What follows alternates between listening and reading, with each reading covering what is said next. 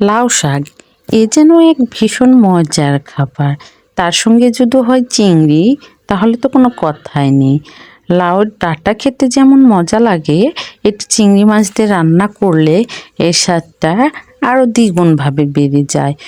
তো আমার আজকের রেসিপি লাউয়ের ডাঁটা শাকে চিংড়ি মাছ। তো চলুন রেসিপিটা শেয়ার করি। এখানে লাউয়ের পাতা আর ডাঁটা সুন্দর করে কেটে নিয়েছি, আর এখানে আলু কুচি করে কেটে নিয়েছি, আর নিয়েছি পেঁয়াজ, আর নিয়েছি আদা রসুন সরিষে বাটা, আর নিয়েছি এখানে গুঁড়ো চিংড়ি। তো প্রথমে আমি ফ্রাই প্যানের মধ্যে সুন্দর করে লাউয়ের ডাঁটাগুলো দিয়ে দিচ্ছি। তো এটা মূলত আমি হাতে মেখে রান্না করব। লাউ শাক এরকম করে হাতে মেখে রান্না করলে কিন্তু ভীষণ মজার হয়। তো লাউ শাক আর ডাঁটাগুলো আমি দিয়ে দিয়েছি, তারপর দিয়ে দিলাম কুচনো আলু, তারপরে এর সঙ্গে অ্যাড করে দিলাম কুচনো পেঁয়াজ। পেঁয়াজটা দেওয়ার পরে দিয়ে দিলাম আদা রসুন আর সরিষার যে একটা পেস্ট করে রাখছিলাম সেইটা। তো এটা দেওয়ার পর মূলত দিয়ে দিলাম স্বাদ মতো লবণ। লবণ দেওয়ার পর আবারও এর সঙ্গে অ্যাড করে দিলাম হলুদের গুঁড়ো। তো হলুদের গুঁড়োটা দেওয়ার পর দিলাম জিরার গুঁড়া। তো জিরার গুঁড়া দেওয়ার পর এর সঙ্গে আবার অ্যাড করে দিব মরিচের গুঁড়া। তো আপনারা চাইলে কেউ এখানে কাঁচা মরিচটা ব্যবহার করতে পারেন। কাঁচা মরিচ দিয়ে এটা রান্না করলে কিন্তু এর টেস্টটা আরও বেড়ে যায়। তো মরিচের গুঁড়ো দেওয়ার পর এর সঙ্গে একটা অ্যাড করে দিলাম সাদা এলাচ। দেওয়ার পর এখন পরিমাণ মতো তেল দিয়ে দিচ্ছি। তেলটা দিয়ে সুন্দর করে হাতে মেখে নিব। হাতে মেখে যারা কখনো লাউ শাকের ডাঁটা এভাবে খান নাই, তারা অবশ্যই একবার হলেও ট্রাই করবেন।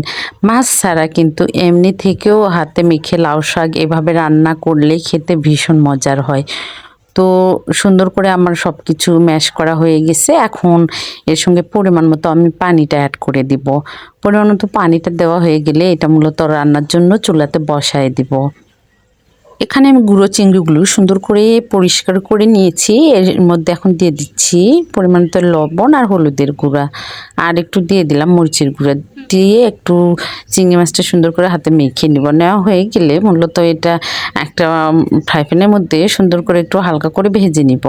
কেউ চাইলে এরকমও দিতে পারেন, কিন্তু চিংড়ি মাছটা এরকম করে হালকা করে একটু ভাজা হলে দেখা যায় যে চিংড়ি মাছটার যে একটা ফ্লেভার, সেটা আমার অনেক ভালো লাগে।